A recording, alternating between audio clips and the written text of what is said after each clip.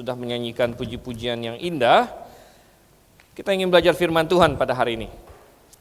Mari kita buka di dalam Mazmur pasalnya yang ke-8. Kita ingin melanjutkan pembelajaran akan kitab Mazmur.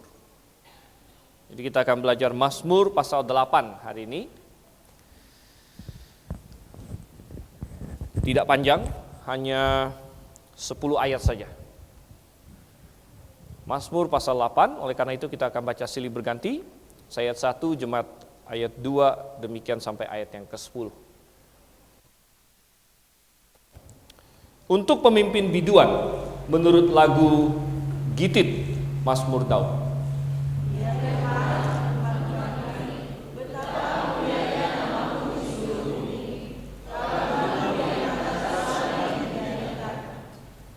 Dari mulut bayi-bayi dan anak-anak yang menyusu, telah kau letakkan dasar kekuatan karena lawanmu, untuk membungkam musuh dan pendendam.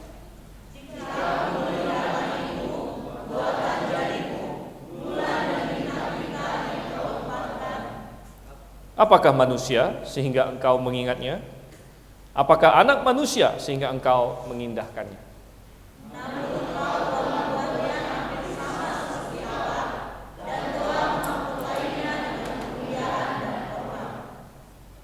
Engkau membuat dia berkuasa atas buatan tanganmu, segala-galanya telah kau letakkan di bawah kakinya.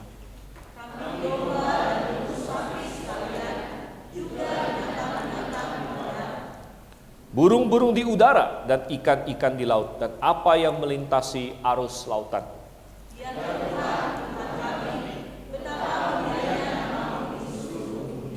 Mari kita bersatu dalam doa. Bapa di surga, kami sungguh mengucap syukur Tuhan.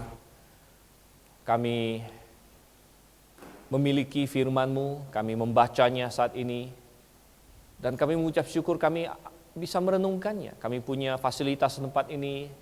Engkau telah mendirikan jemaat di tempat ini juga sebagai suatu wadah, tiang penopang dasar kebenaran. Tempat kami bisa bertumbuh, tempat kami bisa mengenal Engkau lebih dalam lagi.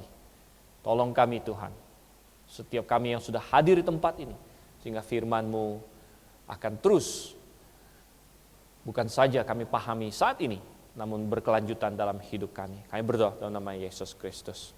Amin. Ya, kita masih mempelajari kitab Mazmur. Ada begitu banyak Mazmur-Mazmur yang indah. Total ada 150 Mazmur. Saya sudah katakan kita tidak akan bahas semuanya, karena nanti kita nggak selesai-selesai, bertahun-tahun. Terakhir kita bahas pasal 3, hari ini kita membahas pasal 8. Dan Mazmur adalah suatu hal yang unik sekali. Mazmur adalah kitab puji-pujian. Nah, orang Kristen adalah umat yang suka bernyanyi. Mengapa? Karena Tuhan menciptakan manusia dengan kapasitas musik. Nah, ini sesuatu yang tidak dimiliki oleh binatang sampai tingkat tertentu. Memang ada binatang yang bisa berkicau seperti burung, ya, mereka bisa bikin semacam melodi dan lain sebagainya. Namun manusialah satu-satunya yang bisa bernyanyi, bermusik dengan kompleks dan dengan penuh pengertian. Jadi musik adalah benar-benar bahasa jiwa, boleh dikatakan demikian.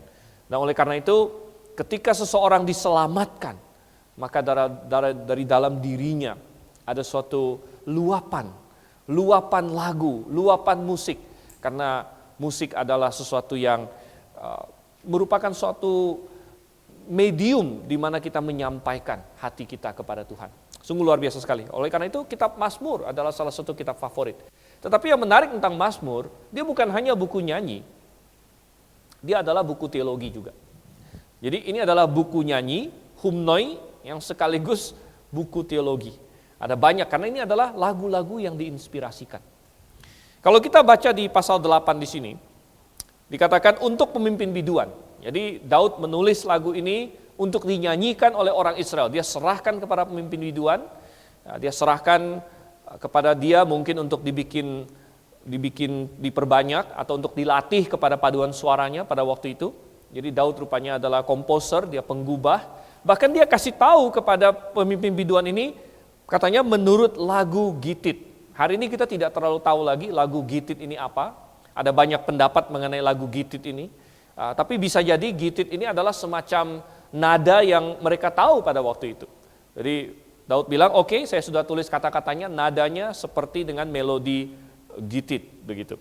Ada yang bilang Gitit ini berhubungan dengan kota Gad, ada Gitit ini berhubungan dengan pemerasan anggur dan sebagainya. Pokoknya ada suatu lagu yang mereka ketahui, ini kata-katanya, ini melodinya, kata Daud.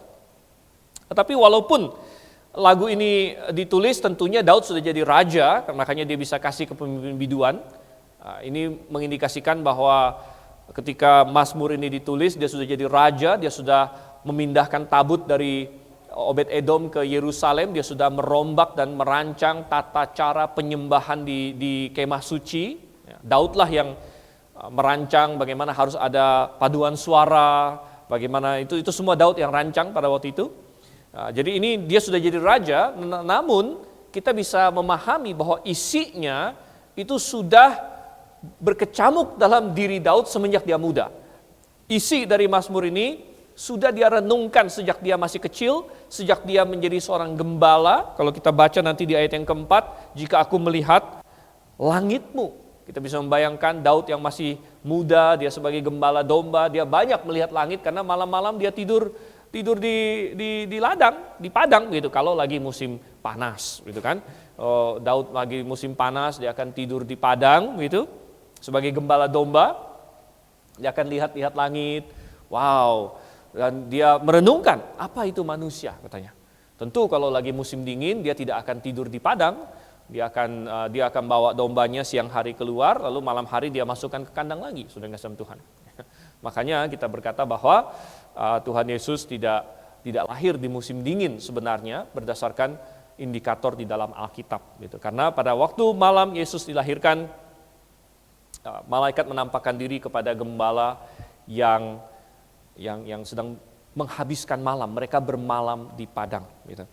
Oke, jadi lagu ini sudah direnungkan oleh Daud sejak dia masih muda, akhirnya ketika dia jadi raja, dia tuangkan dalam bentuk suatu komposisi, dia kasih ke pemimpin biduan, ajarkan kepada umat, ajarkan kepada paduan suara untuk dinyanyikan. Saya sangat penasaran sebenarnya melodi aslinya seperti apa. Sayang Alkitab kita ini bukan multimedia yang kita bisa klik pencet ada suaranya gitu kan ya, atau ada videonya gitu. Tetapi bentuk kata-kata saja. Tapi ini sangat menarik sekali. Nah, ada pelajaran yang Tuhan ingin ajarkan kepada kita. Tema besarnya adalah tentang kemuliaan Tuhan. Tema besar tentang kemuliaan Tuhan dan bagaimana manusia harus memuliakan Tuhan dalam hidup ini. Dan ada hal-hal yang akan kita pelajari. Ada 3 poin besar yang akan kita pelajari pada malam hari ini. Yang pertama, Mazmur ini yaitu kemuliaan Tuhan. Kemuliaan Tuhan.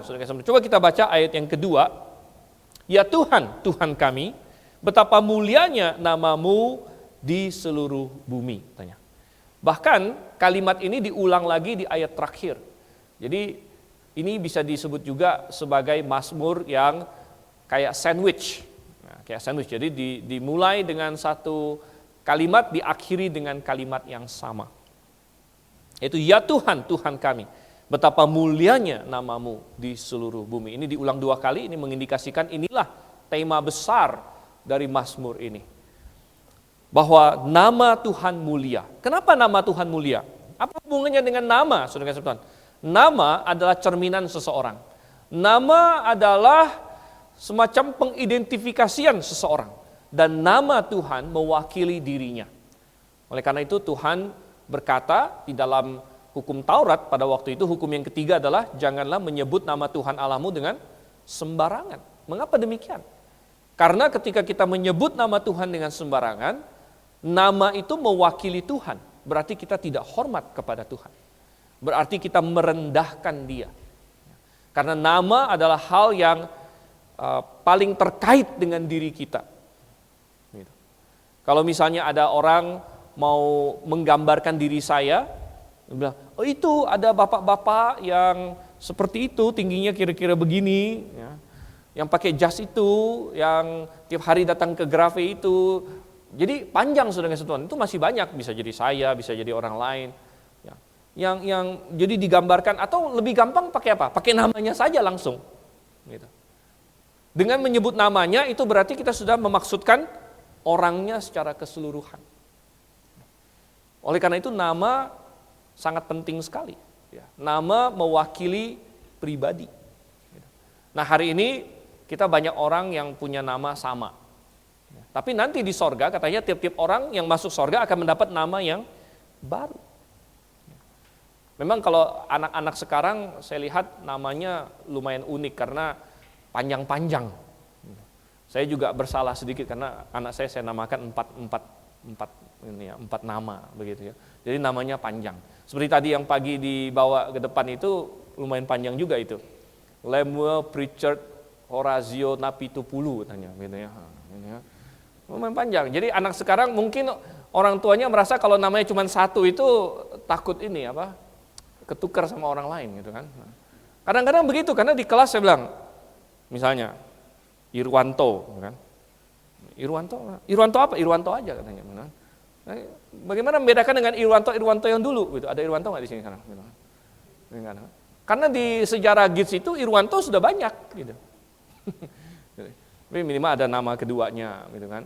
Nama ketiganya, kadang-kadang nggak cukup nama keempat gitu, biar digabung menjadi sama, jadi unik gitu. Tapi saudara yang kasih Tuhan, nama itu kan secara unik mengidentifikasikan kita. Gitu.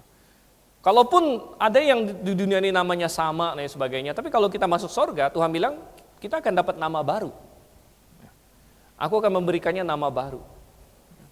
Suatu nama yang pas dan cocok. Karena ada orang yang hari ini dikasih nama tidak sesuai.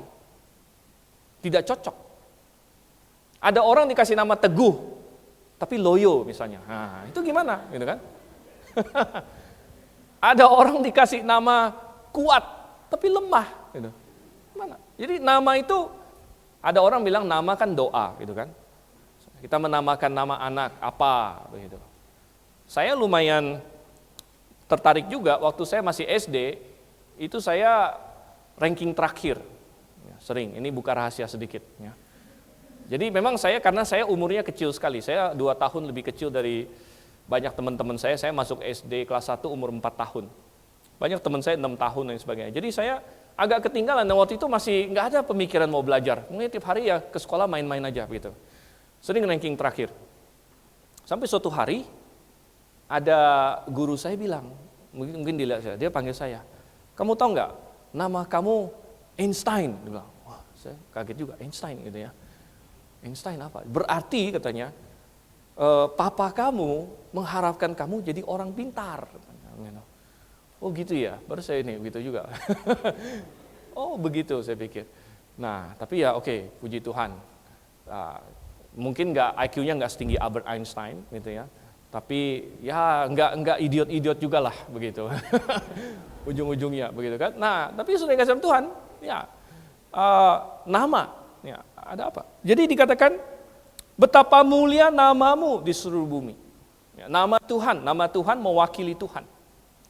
Bahwa Tuhan adalah pribadi yang mulia, yang tinggi, ya.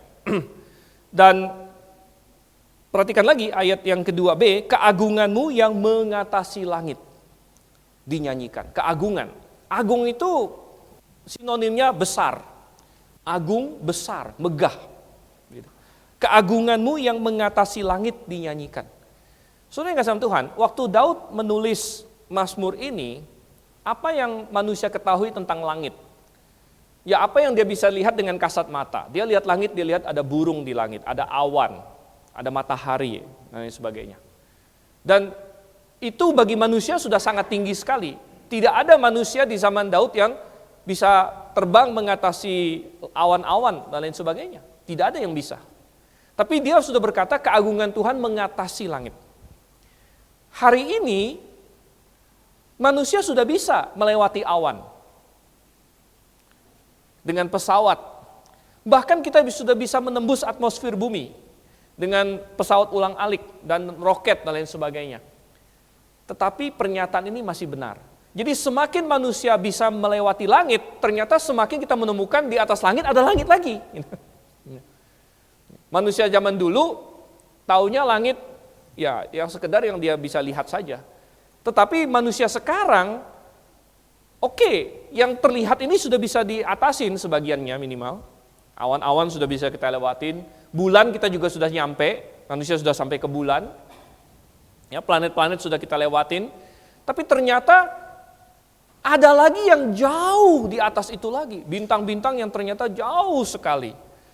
Galaksi-galaksi yang ternyata jauh sekali. Dan ayat ini tetap berlaku, keagunganmu yang mengatasi langit. Mengatasi langit, semakin manusia tahu, oh ternyata tadinya manusia pikir langit itu tinggi sekali, tapi ternyata cuma segini, ada langit yang jauh lebih besar lagi, tapi keagungan Tuhan mengatasi semuanya. Hebat sekali. Kadang-kadang ada orang berpikir dalam mereka bilang kan, ada yang bilang, wah kalau misalnya di dunia ini kita cuma sendirian aja, maksudnya nggak ada alien gitu ya, nggak ada yang kayak di film-film kan, kayak E.T., kayak apa itu, segala macam makhluk-makhluk luar angkasa katanya. Kok kayaknya di alam semesta ini sepi sekali katanya.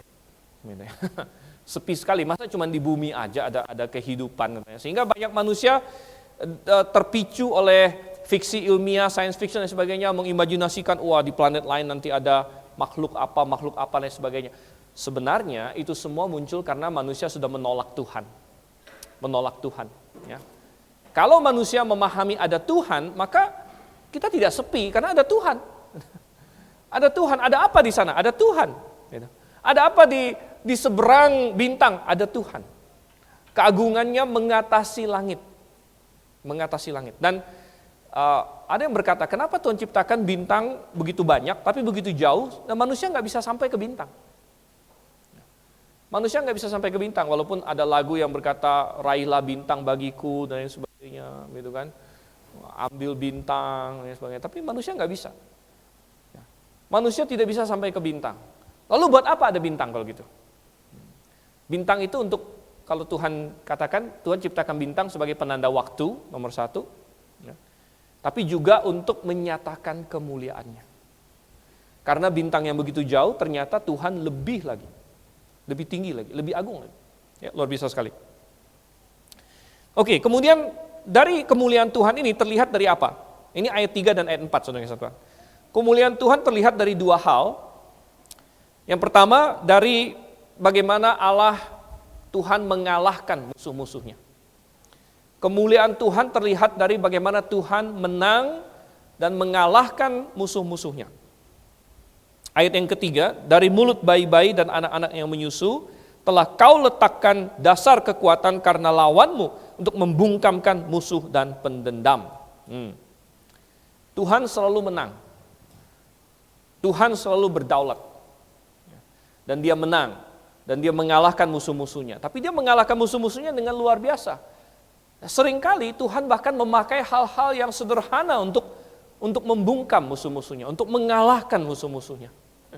Tidak perlu Tuhan sendiri yang turun tangan bahkan seringkali, gitu ya, walaupun memang Tuhan bekerja di dalam segala sesuatu. Salah satu poin yang saya selalu buat ketika saya mengajar kitab Wahyu, semester lalu yang barusan lewat saya ada mengajar kitab Wahyu. Kalau kita baca di dalam Wahyu pasal 20, waktu Tuhan Yesus datang kembali ke bumi dan kemudian mengalahkan iblis, gitu ya. Iblis selalu berpikir dia ini lawannya Tuhan. Wah, dia lawannya Tuhan, dia tandingan rivalnya Tuhan. Namun tidak. Ketika Tuhan Yesus datang, Tuhan hanya perintahkan salah satu malaikat saja untuk mengikat iblis. Di situ. Iblis bukan tandingan Tuhan. Hanya seorang malaikat bisa dengan merantai iblis. Tuhan bisa menggunakan hal-hal yang sederhana untuk membungkam musuh-musuhnya. Dari mulut bayi-bayi dan anak-anak yang menyusu katanya. Tuhan Yesus ada mengacu ke ayat ini, kalau Anda baca ada cross reference di bawah. Tuhan Yesus mengutip ayat ini di Matius. Ketika orang-orang Farisi jengkel waktu Tuhan Yesus masuk Yerusalem, anak-anak semua seru sekali. Anak-anak itu sangat lugu dan dengan iman yang sangat tulus. Ya, mereka melihat bahwa Yesus luar biasa hebat. Jadi mereka berseru, Hosana bagi Tuhan, Hosana bagi Tuhan. Orang-orang Farisi jengkel sekali mendengar itu. Dia bilang, wah ini anak-anak ini gak benar. Karena mereka kontra terhadap Tuhan Yesus. Jadi mereka suruh Tuhan Yesus, guru ini anak-anak ini harus disuruh diam. Katanya, diam maksudnya. Ya, Tuhan Yesus bilang apa? Lo enggak. Justru ini menggenapi apa? Dari mulut bayi-bayi dan anak-anak yang menyusu. Kebenaran malah disampaikan oleh anak-anak kecil ini. Ya, daripada kalian yang udah gelar teologinya entah berapa tapi menentang kebenaran. Ya, kadang-kadang seperti itu saudara kasih Tuhan. Saya jadi teringat akan suatu cerita atau video lucu yang saya pernah lihat. Jadi ada seorang anak kecil, dia berargumen dengan seorang ateis. Ya. Berargumen ateis mengenai Alkitab. Ini anak kecil, anak lugu gitu. Ateisnya pikir, ini gampang loh anak kecil kan. Jadi dia ateisnya bilang, Alkitab itu salah katanya. Gitu ya. Oh enggak, anak kecil bilang, enggak, Alkitab ini firman Tuhan. Ateisnya bilang, mana? Ini buktinya banyak dongeng. Dia bilang, contoh dia bilang, Yunus itu dongeng. Mana ada ini orang ditelan ikan? Oh enggak, ada. Firman Tuhan mengatakan demikian, kata anak itu. Enggak ada. Mana ada ikan yang bisa telan manusia? Enggak ada ikan bisa telan manusia. Wah, dia jelaskan ikan paus itu kerongkongannya kecil dan sebagainya. Anak itu cuma bilang, ya Bapak kan belum pernah lihat semua ikan. Ya. Emangnya udah diperiksa semua ikan? Oke, kalau gitu saya tantang kamu. Kamu sebut ikannya ikan apa? Nah, kalau memang ini Yunus bisa ditelan ikan. Mana ikannya apa? Kamu kasih tahu saya, kata si ateis itu. Ini padahal profesor. Ya. Anak kecil itu cuma bilang, ya saya nggak tahu ikannya apa. Nanti saya sampai ke sorga, saya tanya Yunus, katanya begitu ya. Ikannya ikan apa? Gitu ya. Ya. Wah, profesor itu ini dia bilang, apa pakai begitu? Siapa tahu Yunus masuk neraka? Kamu mau tanya siapa? Oh lebih gampang lagi kalau Yunus masuk neraka, nanti bapak aja yang tanya dia sendiri, katanya. Oh ya saudara kasih Tuhan. Ya. Jadi kadang-kadang ya anak-anak bisa dengan simple, dengan sederhana mempercayai apa yang Alkitab katakan. Ya, makanya Tuhan Yesus berkata bahwa ya merekalah yang empunya kerajaan sorga. Anak-anak kecil yang dengan iman yang tulus, ya Tuhan bilang apa dia percaya. Tuhan bilang apa dia terima. Jadi dari mulut bayi-bayi, dari mulut bayi-bayi. Ketika Tuhan ingin menyelamatkan Israel dari Mesir, negara superpower, Tuhan tidak membangkitkan bangsa Asyur, membangkitkan bangsa Babel, tapi Tuhan mengirim seorang bayi, yaitu Musa. Tuhan mengirim seorang bayi, Musa. Nah ini, ya, dari seorang bayi inilah dia akan mendatangkan penyelamatan bagi Israel. Dan sama, saudara yang kasih Tuhan, ketika dunia memerlukan keselamatan, Tuhan juga mengirim Yesus Kristus lahir sebagai seorang bayi untuk menyelamatkan manusia. Tuhan tidak kirim ahli ekonomi, Tuhan tidak kirim jenderal besar, Tuhan tidak kirim politikus seperti apa, tapi Tuhan kirim juru selamat sebagai seorang bayi. Dan bulan Desember banyak orang memperingati kelahiran Yesus Kristus. Walaupun tadi sudah kita bilang bahwa Yesus Kristus sebenarnya bukan lahir Desember, namun ya tidak salah kalau kita bilang kita mengucap syukur untuk kelahiran Yesus kapanpun, termasuk di bulan Desember. Dan kita mengucap syukur untuk itu. Oke, kemudian kita kembali di sini di Mazmur pasal 8 di sini. Jadi kita bicara mengenai kemuliaan Tuhan. Muncul dari bagaimana dia mengalahkan musuh-musuhnya, muncul dari bagaimana dia menciptakan. Itu yang keempat. Bagaimana dia menciptakan? Jika aku melihat langitmu, buatan jarimu, bulan dan bintang-bintang yang kau tempatkan. Wow, luar biasa sekali. Memang suatu pemandangan yang luar biasa, yang terus terang sekarang kita sudah jarang lihat karena di Jakarta di sini lampunya terlalu banyak dan polusinya terlalu besar, sehingga kalau Anda malam-malam keluar, bintang yang terlihat hanya sedikit. Saya sangat suka terakhir ke RBC itu waktu belum ada listrik. Ya, saya rasa kalian di sini nggak ada yang rasakan. Ya. Banyak tahun yang lalu RBC belum ada listrik. Saya mengucap syukur ada listrik sekarang, gitu ya. Jangan salah, ya, bukan mau balik lagi, gitu ya. Tapi waktu nggak ada listrik, ya, salah satu hal yang indah adalah pas malam hari itu benar-benar bintangnya kelihatan semua. Ya, karena itu semua gelap gulita di situ, gelap gulita. Jadi untuk melihat bintang itu enak sekali, gitu ya. Bahkan kalau malam-malam duduk gitu, baring-baring gitu, kita bisa melihat kayak bintang itu bergerak. Gitu ya. Semuanya bergerak begitu, kayak ada ini. Ya. Pergerakan. Suatu hal yang sangat indah. Ya. Dan ini menyatakan kemuliaan Tuhan. Ya, kemuliaan Tuhan. Tapi banyak orang hari ini menyangkal. Banyak orang berkira itu semua terjadi dengan sendirinya melalui suatu ledakan, Big Bang katanya. Ya, bagaimana ledakan bisa menghasilkan sesuatu yang begitu indah? Pernah suatu ketika seorang ilmuwan Kristen yaitu Kepler, Johannes Kepler, ini seorang ilmuwan Kristen. Dia adalah pelopor dalam bidang ilmu pengetahuan astronomi dan lain sebagainya. Dan Kepler membuat suatu miniatur tata surya. Itu kalau dalam bahasa Inggris namanya orrery. Saya pernah lihat satu, waktu saya ke Amerika, Dr. Strauss ada bikin satu ya, orrery.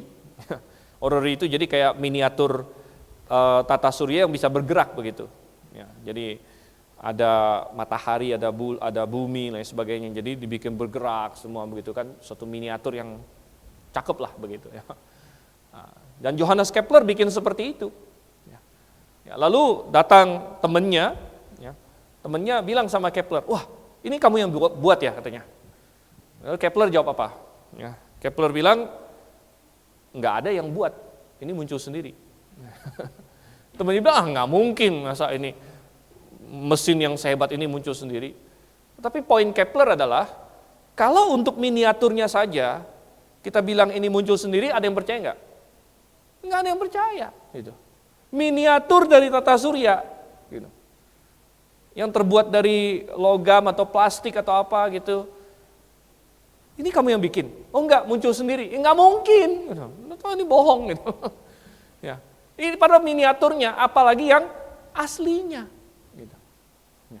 Yang aslinya bagaimana? Orang bisa berkata itu terjadi dengan sendirinya. Itu hal yang mustahil. Gitu ya. Oke, jadi kemuliaan Tuhan yang luar biasa sekali. Kemudian, poin kedua sekarang. Selain kita melihat kemuliaan Tuhan, kita melihat juga kontrasnya yaitu kerendahan manusia.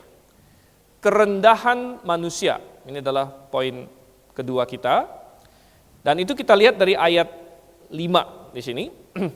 Apakah manusia sehingga engkau mengingatnya? Apakah anak manusia sehingga engkau mengindahkannya? Ya. Dibandingkan dengan Tuhan yang begitu agung tinggi, manusia itu rendah. Ya, manusia itu rendah. Dan ya, Daud berpikir, lihat tuh pekerjaan Tuhan yang luar biasa, bumi yang begitu hebat, antariksa, lain sebagainya. Siapa kita sebenarnya? Siapa kita sampai Tuhan mengasihi kita, sampai Tuhan mengindahkan kita, katanya di sini. Ya, ini seharusnya membuat kita semakin kagum akan kasih Tuhan. Tetapi kerendahan manusia semakin menjadi-jadi ya, ketika manusia itu melawan Tuhan. Makanya di ayat yang ketiga tadi, ayat yang ketiga, untuk membungkamkan musuh dan pendendam. Kita berpikir, Tuhan yang begitu mulia, siapa yang mau menjadi musuh Tuhan? Tuhan yang begitu hebat yang mengatasi langit, siapa yang mau berlawanan dengan Tuhan seperti itu? Namun ternyata ada. Ternyata ada, dan kita semua manusia sebenarnya sudah memberontak melawan Tuhan. Umat manusia sudah memberontak melawan Tuhan, dan disitulah letak jatuhnya manusia. Serendah-rendahnya, sekacau-kacaunya adalah ketika manusia menentang Tuhan. Dan manusia yang menentang Tuhan, maka akan menjadi lebih buruk dari binatang sekalipun. Memang benar, dosa membuat manusia menjadi lebih buruk dari binatang. Anda lihat saja, manusia bisa saling bunuh-membunuh. Hitler bisa mematikan 8 juta orang Yahudi. Tidak ada binatang yang seperti itu, saudara yang kasih. Tidak ada binatang yang seperti itu. Anda lihat National Geographic atau Animal Planet atau apa, misalnya itu buffalo mau lewatin sungai, udah ditunggu sama buaya gitu kan. Kadang-kadang kasihan juga sama buffalonya. Tapi kalau kasihan buffalonya, nanti buayanya nggak makan juga gitu ya. Masuk, banyak masuk, dicaplok, tapi dia akan caplok yang bisa dia makan aja. Nggak ada buaya itu punya misi, saya mau habiskan semua buffalo gitu di muka bumi ini. Nggak ada punya misi seperti itu. Bagaimana manusia ya makin parah dengan LGBT segala macam, dia jadi lebih parah dari binatang, saudara kasih Tuhan. Ya. Merendahkan diri kita.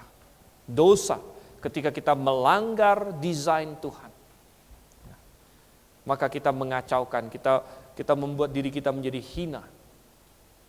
Dan kita perlu bertanya. Ya. Apalagi, kalau kita orang yang sudah diselamatkan, maka kita memang sudah ditebus. Ya. Tetapi setiap kali kita melanggar desain Tuhan, maka kita sedang merendahkan diri kita sendiri. Kita sudah dikasih posisi tinggi, kita mau ini. Ibaratnya, ketika kita diselamatkan, kita itu diangkat menjadi anak raja. Anda bisa bayangkan kalau misalnya seorang anak yang lahir di tempat sampah, tidak pernah punya rumah, tidak pernah punya orang tua, tiap hari makannya adalah cari-cari sampah. Cari-cari sampah, dia kais-kais sampah. Wah, dia datang dari rumah ke rumah cari sampah, makan, sisa orang dia makan, yang udah busuk, inilah yang bisa dia makan. Sangat menyedihkan. Tapi kemudian seorang raja besar datang, saya kasihan sama kamu. Saya angkat kamu menjadi anak saya, kamu sekarang pangeran. Wah, luar biasa saudara. Posisinya begitu tinggi. Tapi kebiasaan lama sering masih muncul. Memang sudah dikasih status, kamu adalah pangeran sekarang, kamu anak raja. Tapi kadang-kadang kebiasaan lama. Mungkin dia ngelihat ada tong sampah, dia bilang, ini dulu tempat saya cari makan, dia masih ke sana cari makan. Padahal sebenarnya di rumah dia ada makanan apapun dia mau bisa. Gitu. Tapi udah kebiasaan. Gitu. Oleh karena itu juga ketika seorang diselamatkan, Tuhan bilang, tanggalkanlah yang lama. Pakai yang baru, karena status kamu sudah baru, tapi kedagingan kita seringkali masih terbiasa dengan yang lama. Padahal Tuhan sudah kasih humnoi, Tuhan kasih lagu-lagu yang memuliakan Tuhan. Kita masih terpengaruh dengan kedagingan kita, yang mau menyanyikan hawa nafsu, yang menselebrasi keduniawian, menselebrasi seks di luar nikah, menselebrasi segala macam lagu-lagu dunia. Kita masih, kedagingan kita masih tertarik ke sana. Padahal Tuhan sudah kasih ini, aku angkat kamu menjadi anakku. Kamu sekarang mestinya pakai pakaian pangeran dan lain sebagainya. Tapi kita merendahkan diri kita. Nah, ini kerendahan manusia, saudara kasih Tuhan. Ketika kita menentang Tuhan, kita merendahkan diri. Karena manusia itu memang manusia itu tidak ada apa-apanya dibanding Tuhan. Tetapi ada satu hal yang menarik di sini. Coba kita lihat ayat yang ke-6. Ayat yang ke-6, Mazmur ini berlanjut, namun engkau telah membuatnya hampir sama seperti Allah. Engkau membuatnya hampir sama seperti Allah. Sebenarnya di ayat ini, hampir sama seperti Allah itu bahasa aslinya sedikit di bawah Allah. Sedikit di bawah Allah. Kata Allah di sini adalah Elohim. Tetapi perjanjian baru, yaitu Rasul Paulus atau penulis Ibrani, menafsirkan bahwa Elohim di sini mengacu kepada malaikat. Biasanya Elohim mengacu kepada Allah. Tapi penulis Ibrani, kita percaya Paulus, menafsirkan ini malaikat. Kita buka Ibrani. Karena dia mengutip. Ya. Ibrani pasal 2, ayat 6 dan 7. Ya. Ibrani pasal 2, ayat 6 dan 7. Ada orang yang pernah memberi kesaksian di dalam satu nas, maksudnya Daud. Nas yang dimaksud adalah Mazmur 8 yang kita sedang pelajari. Katanya, apakah manusia sehingga kau mengingatnya? Ini kan mengutip ayat yang kelima. Apakah manusia sehingga engkau mengingatnya atau anak manusia sehingga engkau mengindahkannya? Namun engkau telah membuatnya untuk waktu yang singkat sedikit lebih rendah daripada malaikat-malaikat.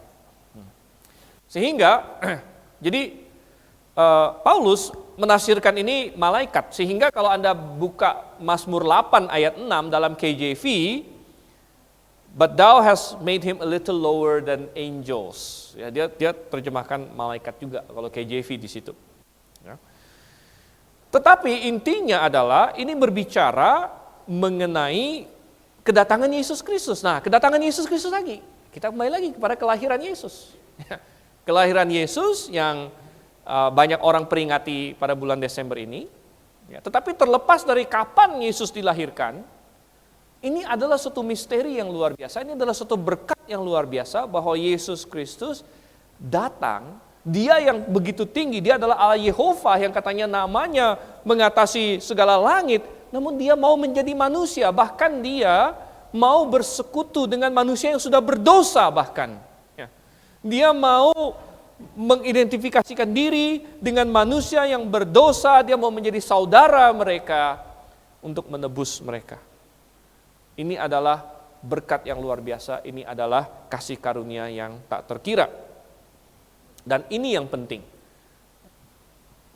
dalam memperingati kelahiran Tuhan Yesus. Makanya kita bilang bahwa yang mereka sebut Christmas di bulan Desember ini, banyak yang sudah melenceng jauh. Bukan saja waktunya salah, tetapi yang lebih parah lagi adalah akhirnya bukan tentang Yesus, melainkan Christmas menjadi tentang Santa Claus, tentang main salju. Christmas menjadi tentang tukar-tukar hadiah. Salah nggak tukar kado? Nggak salah juga, gitu. Tapi jangan lupa tentang Yesusnya, begitu. Ya. Sebenarnya, ya. Lalu identik dengan pohon dan lain sebagainya, yang tidak ada hubungan dengan Tuhan Yesus. Sehingga seperti yang Pak Gembala sudah katakan tadi pagi, banyak orang yang non-Kristen pun hari ini nggak apa-apa merayakan Natal. Gitu. Mereka senang-senang aja. Merayakan Natal karena banyak orang merayakan Natal itu tidak ada lagi tentang Yesusnya. Di mal-mal semua merayakan Natal tuh. Tapi apakah ngomongin Yesus sana? Enggak. Yang dilakukan di mal apa? Didekorasi pakai apa? Pohon, ya kan? Cakep. Wah, ini berarti mau saya ikut merayakan Natal. Karena ada pohon, ya. Ada ini putih-putih, ada salju, lain sebagainya. Bahkan kalau nggak salah di TA ya, yang kita lihat itu, dia bikin seluncuran salju segala macam begitu ya. Oh ini mall kita ikut merayakan TA, kok mall merayakan Natal, merayakan TA lagi ya. Mall kita ikut merayakan Natal katanya, gitu kan? Tapi merayakan Natal apa? Gitu. Ya. Oh merayakan Natal? Ya. Kalau memang mau merayakan kelahiran Tuhan Yesus, Yesusnya di mana dulu? Begitu. Ya. Belum lagi nanti kita tarik lagi, ya. Kelahiran Yesus yang sesungguhnya bagaimana dan untuk apa? Dan sebagainya. Apakah mereka ada memikirkan itu? Tapi Yesus benar-benar memang pernah lahir. Dia dibuat untuk sementara waktu lebih rendah dari malaikat. Dibuat untuk sementara waktu lebih rendah dari malaikat, dia mengambil manusia. Dia menjadi manusia. Ya. Oke. Namun kita masuk poin ketiga dan terakhir. Kita sudah melihat kemuliaan Tuhan. Kita sudah melihat kerendahan manusia. Dan terakhir kita akan lihat peninggian Mesias. Peninggian Mesias. Kemuliaan Tuhan, kerendahan manusia, peninggian Mesias. Yesus untuk sementara waktu direndahkan, untuk ditinggikan lagi. Kita baca ayat yang ke-6b, seterusnya, 6b, dan telah memahkotainya dengan kemuliaan dan hormat, engkau membuat dia berkuasa atas buatan tanganmu, segala-galanya telah kau letakkan di bawah kakinya, kambing domba dan lembu sapi sekalian, juga binatang-binatang di padang, burung-burung di udara dan ikan-ikan di laut, dan apa yang melintasi arus lautan. Saudara, Paulus kembali di Ibrani 2, coba kita balik lagi Ibrani 2 tadi, karena dia mengutip ini lanjut. Paulus menerapkan ini kepada Tuhan Yesus. Jadi Tuhan Yesuslah yang akan menggenapi ini, yang ayat 7 sampai ayat 9 ini.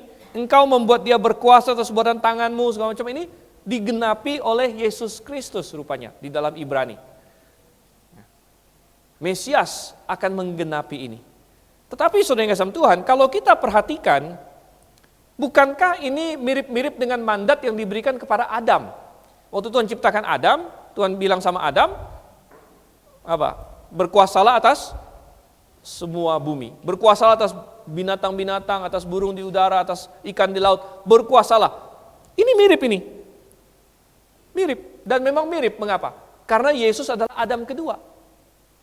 Karena Tuhan sebenarnya kasih kepada Adam, kepada kita manusia sebagai anak-anak Adam, Tuhan kasih kita sebenarnya suatu pendelegasian otoritas untuk berkuasa atas bumi dengan mewakili Tuhan gitu. Kita ini mestinya mewakili Tuhan di atas bumi ini, menjalankan kebenarannya Tuhan, menjalankan kedaulatan Tuhan, mewakili Tuhan. Namun kita sudah gagal, kita bukan menjalankan kedaulatan Tuhan, kita malah memberontak sama Tuhan. Dan kita sudah gagal total. Maka diperlukan Adam kedua, yaitu Yesus Kristus. Yang suatu hari akan memerintah di atas bumi ini, menunjukkan, melakukan apa yang gagal dilakukan oleh manusia. Yaitu mewakili Allah, memerintah dengan benar di atas bumi ini. Dan itu akan dia lakukan dalam kerajaan 1000 tahun. Dia akan datang mewakili sebagai Adam kedua, mewakili Bapa di sorga untuk memerintah dengan benar di atas muka bumi ini, menunjukkan ini loh yang mestinya dilakukan oleh Adam pertama. Ini yang mestinya dilakukan oleh manusia. Dan dia akan melakukannya, dia akan memerintah dengan sempurna. Dan semua ayat ini akan digenapi. Dan ketika itu digenapi, ketika ciptaan diperintah dengan benar, efeknya apa? Di kitab Yesaya kita mendapat gambaran yang luar biasa. Katanya singa akan makan jerami, akan main dengan anak kecil akan main-main dengan ular, dengan serigala dan lain sebagainya. Kita mendapatkan dunia ciptaan yang tidak lagi berkonflik karena pemimpinnya yang berkuasa atasnya adalah manusia yang sempurna, yaitu Tuhan Yesus Kristus. Oh, saudara yang kasih Tuhan, kita melihat di sini ketika Mesias ditinggikan, dia sebagai yang sulung dari banyak saudara, maka kita yang percaya kepadanya akan ikut ditinggikan juga. Kita akan ikut ditinggikan juga, bahkan kita akan ikut memerintah bersama dengan dia. Dan kita tidak harus menunggu sampai kerajaan 1000 tahun. Hari ini kita meninggikan diri kita dengan cara kita ikut desain Tuhan. Seperti kebalikan yang tadi. Ketika kita menentang Tuhan, ketika kita melanggar firman Tuhan, kita merendahkan diri kita. Namun ketika setiap kali kita ikut firman Tuhan, setiap kali kita memahami rancangan Tuhan dalam hidup kita, dan kita ikut itu, kita meninggikan diri kita. Kita menjadi seperti yang Tuhan telah buat, yaitu makhluk yang diciptakan sesuai dengan gambar dan rupanya. Dan ketika kemuliaan Tuhan begitu tinggi, maka kalau kita sesuai dengan gambar dan rupanya, maka itu akan mengangkat diri kita juga. Mari kita lakukan. Mari kita berdoa.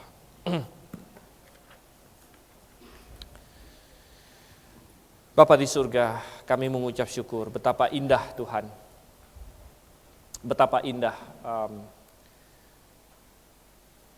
firman-Mu, kemuliaan-Mu, keagungan-Mu. Engkau begitu luar biasa sehingga Daud bertanya dan kami pun bertanya, siapa kami sehingga Engkau mengasihi kami begitu rupa. Kami hanyalah ciptaan-Mu, namun Engkau mengasihi kami sebagai anak-anak-Mu. Terima kasih Tuhan. Tuhan, jikalau ada di tempat ini yang masih melarikan diri dari rancangan-Mu baginya dalam keselamatan, Engkau yang terus kejar Tuhan. Engkau terus menggedor hatinya. Dan bagi kami yang sudah diselamatkan, jaga kami Tuhan, jangan sampai kami merendahkan diri kami untuk kembali kepada hal-hal yang tak berguna, sampah-sampah. Sedangkan kami sudah memiliki harta di dalam Kristus. melainkan kami sungguh-sungguh mengejar hal yang indah. Terima kasih Tuhan. Kami berdoa dalam nama Yesus Kristus. Amin.